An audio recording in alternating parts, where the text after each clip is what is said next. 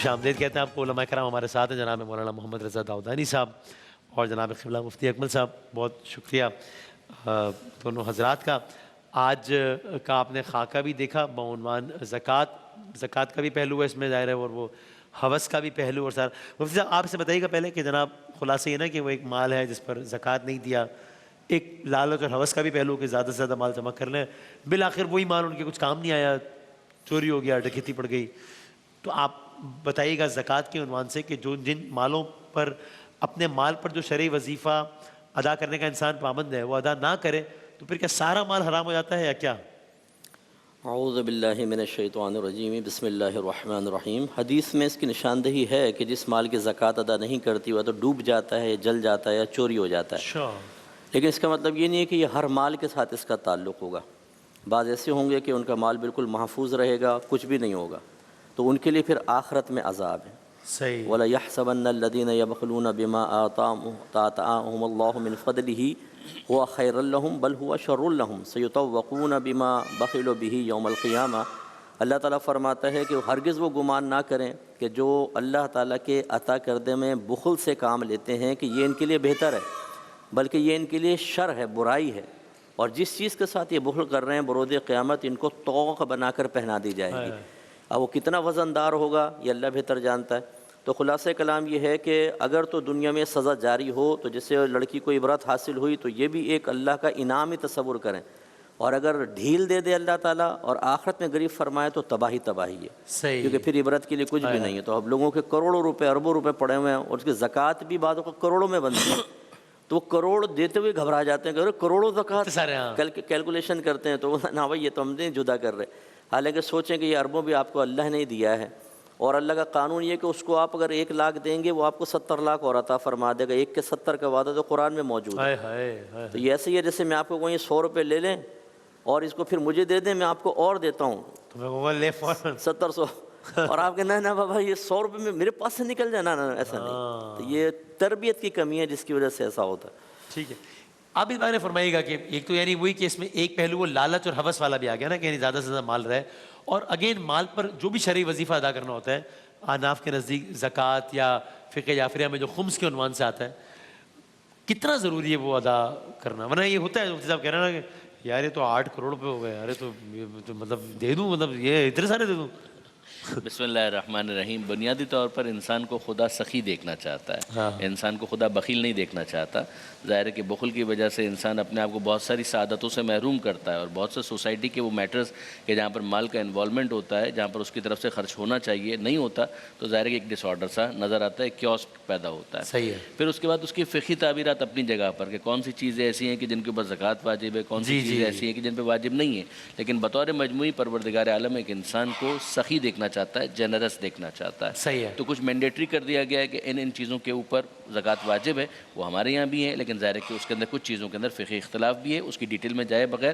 اور جہاں پر مثال کے طور پہ خمس ہمارے یہاں اپلیکیبل ہوتا ہے تو خمس دینا ضروری ہو جاتا ہے کہ بچت سالانہ اور انسان کے پاس کچھ بچا رہ گیا ہے تو اس کے اوپر اس کو بہرحال 5واں حصہ خمس کے طور پر نکالنا ہوتا ہے۔ تو اوور آل بہرحال ایک جنراسٹی کا کانسیپٹ ہے، سخاوت کا کانسیپٹ ہے، اور اگر کوئی چیز خدا نے واجب کی ہے اس کو انسان انجام نہ دے تو ظاہر ہے کہ وہ معصیت کا بھی مرتکب ہے، اس قضیے کے اندر تو پھر گناہ کبیرہ کا بھی مرتکب ہوگا کہ زکوٰۃ کو اس نے روک لیا، تو پھر اس کے بعد ظاہر ہے کہ جہنم کا عذاب اور وعید اور یہ ساری چیزیں ہیں، اور دنیا کے اندر برکت کا اٹھ جانا تو یقینی ہے کہ کوئی حادثہ نہ بھی ہو، چوری نہ بھی ہو، فرض کیجئے کہ کوئی ڈاکو نہیں بھی آتا ہے، کوئی گن پوائنٹ کے اوپر نہیں آتا، وہ گن پوائنٹ پر آ رہا ہے تو وہ بھی غلطی کر رہا ہے، لیکن یہ کہ بہرحال ایک مکافات کا سلسلہ تو ہے دنیا کے اندر، لیکن قطع نظر ان تمام تر چیزوں سے ایسا کچھ بھی نہ ہو جیسا مفتی صاحب نے ارشاد فرمایا کہ آخرت کا عذاب تو جو موجود ہے وہ تو اپنی جگہ پر ہے ہی، اور سب سے بڑی سزا تو وہی سزا ہے۔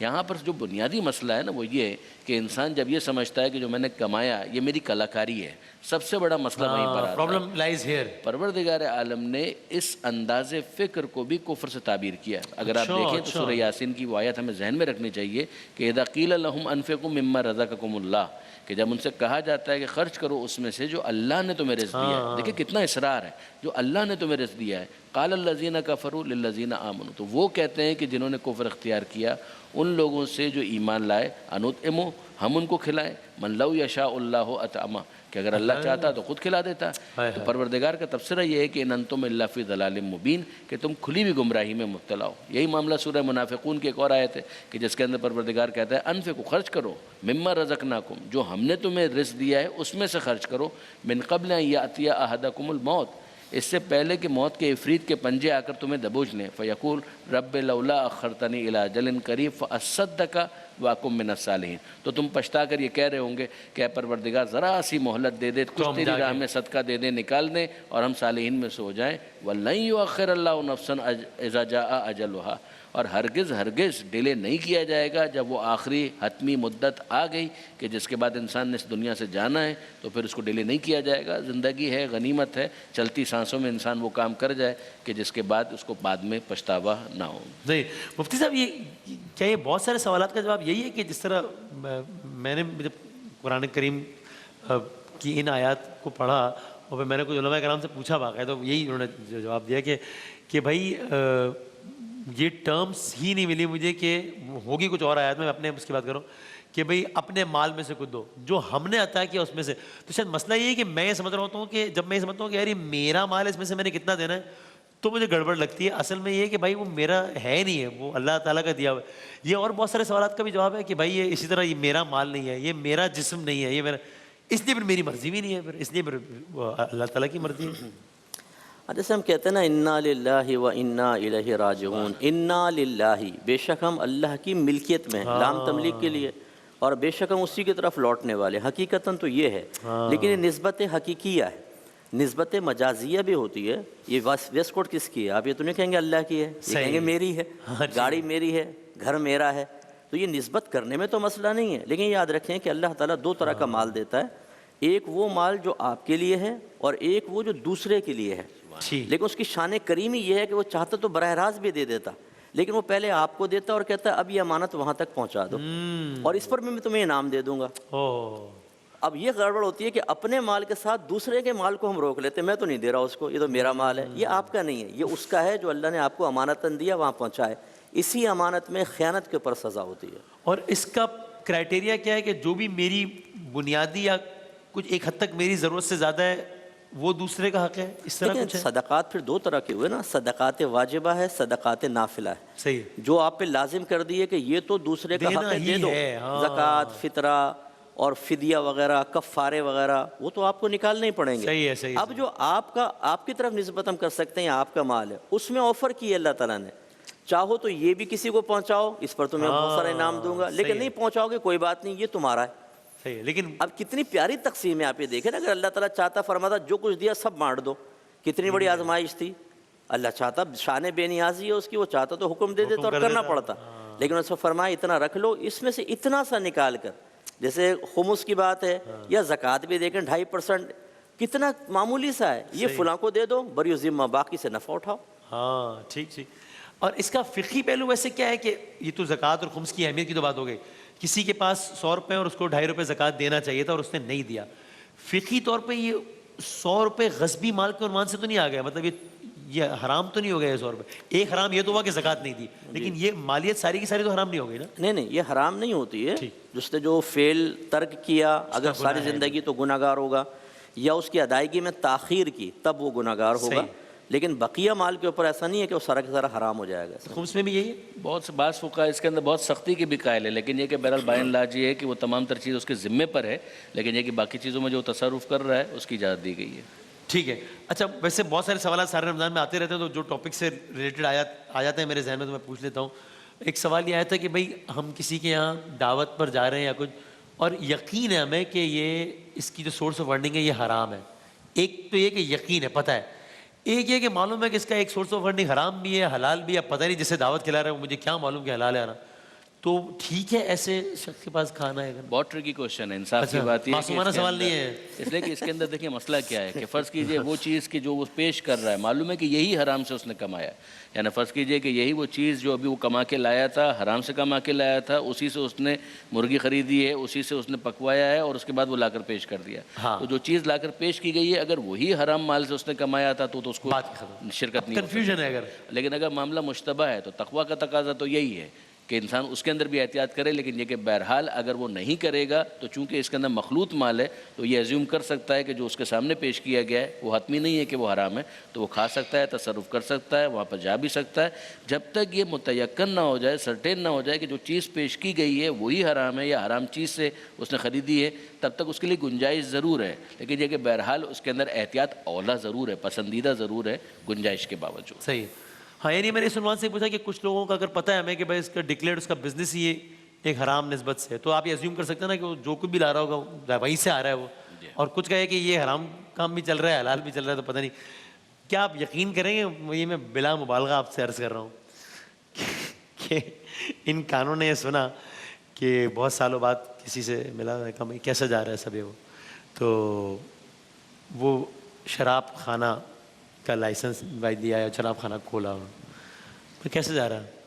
اللہ کا شکر ہے لائسنس پسند ہے۔ تو مجھے لگا کہ ہم یہ کچھ ٹرم اللہ کا شکر ہے اتنی روانی میں استعمال کر رہے ہوتے ہیں کہ ہمیں اس کا پتہ بھی نہیں، یعنی وہ لٹرلی وہ ایک ہی جملے میں ہوتے ہیں کہ اللہ کا شکر ہے وہ لائسنس مل گیا ہے، بہت زیادہ۔ لائسنس کس کا؟ شراب خانے کا۔ ربی هذا من فضل ربی۔ تو میں نے کہا یار ہمارے فقہ حنفی میں جو حرام قطعی ہو اس کی ابتدا میں اگر بسم اللہ الرحمن الرحیم پڑھ لی جائے یا اس طرح اظہار تشکر کیا جائے تو وہ دائرہ اسلام سے خارج ہو جائے گا، کفر لکھا ہے اس کو، مطلب جوا کھیلتے ہوئے اس نے پانسا پھینکتے ہوئے بسم اللہ پڑھ کے پھینکا، کافر ہو جائے گا۔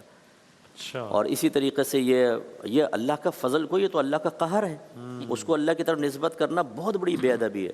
تو فقہ نے پھر چاہے احتیاط وہ مزاح کے عنوان سے ہو تو کسی بھی عنوان سے ہو، ہاں یہ کفر وغیرہ کے معاملے میں جو مزاح ہے وہ سنجیدگی کے درجے میں ہی ہوتا ہے، ورنہ تو دین کو مذاق بنا لیں مذاق گے نہیں ہے کوئی۔ نا۔ اور آپ بھی جانتے ہیں کہ جب وہ کوئی کہتا ہے نا گرفت کرتا ہے، میں تو مذاق کر رہا تھا، بھائی تم مذاق کر رہے تھے، دیکھو تو صحیح کہ مذاق کس جگہ جائز ہے۔ بیوی کو مذاق میں طلاق دو گے گئی کام سے، مذاق میں نکاح کریں گے ایجاب و قبول کمپلیٹ ہے۔ اسی طریقے سے رجوع کرنے میں بیوی سے اگر مذاق میں بھی رجوع کیا، جسے طلاق دے دی رجوع کر رہے ہیں، رجوع ہو جائے گا۔ تو بعض چیزوں میں مذاق سنجیدگی ہوتی ہے، اس کو ہر چیز کو مذاق میں نہیں لینا چاہیے۔ جی ٹھیک ہے، یا پھر ہمیں چونکہ پہلے بھی اس طرح کا مسئلہ ہے تو آپ نے کہا سختی ممانعت بہت ہے ہمارے، لیکن بہرحال دائرہ اسلام سے خارج والا معاملہ نہیں ہے۔ ہاں بس وہی واپس سے وہی والی بات ہے کہ بہت ہی نامناسب، یعنی کیا تو ہے بسم اللہ کا تو مطلب یہ تھا کہ کوئی نیکی کا کام انسان کرے گا تب بسم اللہ پڑھے گا برکت لینے کے لیے، لیکن یہ کہ اگر حرام کام کر رہا ہے، خدا نہ کرے کسی بے گناہ کو قتل کر رہا ہے وہ کہ بسم اللہ الرحمن الرحیم، یا فرض کیجئے کہ چوری کر رہا ہے بسم اللہ الرحمن الرحیم، جوا کھیل رہا ہے بسم اللہ الرحمن الرحیم، معقول نہیں ہے، نان سینس ہے۔ لیکن یہ کہ بہرحال اس حد تک نہیں کہ تکفیر ہو جائے، لیکن یہ کہ بہرحال بہت نامناسب ہے۔ اسی طرح سے آپ کو معلوم ہے کہ مذاق کے اندر طلاق اگر دی جائے تو ہمارے یہاں نافذ نہیں ہوتی ہے، لیکن وہ فقہی اختلاف ہے، وہ جی ہاں جی ہاں وہ تو اچھا یہاں ایک تھوڑی سی بات جی جی وضاحت ضرور کر دوں۔ ضرور ضرور ضرور۔ یہ جو اس قسم کے مسائل ہوتے ہیں نا، اس میں ہمارے فقہا کہتے ہیں ہم قائل کو کافر نہیں کہیں گے، اس کے فعل یا قول کو کفر کہیں گے، ٹھیک ہے نا؟ قائل کو کافر نہیں کہتے، اس کے قول یا کفر اس کو۔ اب اس میں نتیجہ کیا نکلے گا؟ بھائی احتیاطاً آپ تجدید ایمان تجدید نکاح کریں۔ یہ صرف اس لیے درجہ بندی کی ہے کیونکہ شریعت کا ہم نے مزاج دیکھا ہمارے فقہا نے کہ اگر زنا حرام ہے تو بدنگاہی کو حرام کر دیا، حالانکہ بدنگاہی تو زنا نہیں ہے لیکن یہ زنا تک پہنچانے والی ہے۔ تو اسی طرح اگر آدمی جرأت مند ہو جائے اور اس طرح کے افعال کرے جو حقیقتاً کفر نہیں ہے، اگر ہم چھوڑ دیں گے تو وہ حقیقی کفر میں مبتلا ہو جائے گا۔ اس لیے انہوں نے کہا قائل کو کافر نہ کہو، قول یا فعل کو کہو اور حکم کفر لگاؤ اور احتیاطاً تجدید ایمان تجدید نکاح کرو۔ جب یہیں خوفزدہ ہو جائے گا تو انشاءاللہ حقیقی کفر میں مبتلا نہیں ہوگا۔ مناسب ٹھیک، بہت شکریہ دونوں علماء کرام کا، بہت شکریہ۔ ایک بریک کے بعد دوبارہ حاضر ہوتے ہیں انشاءاللہ۔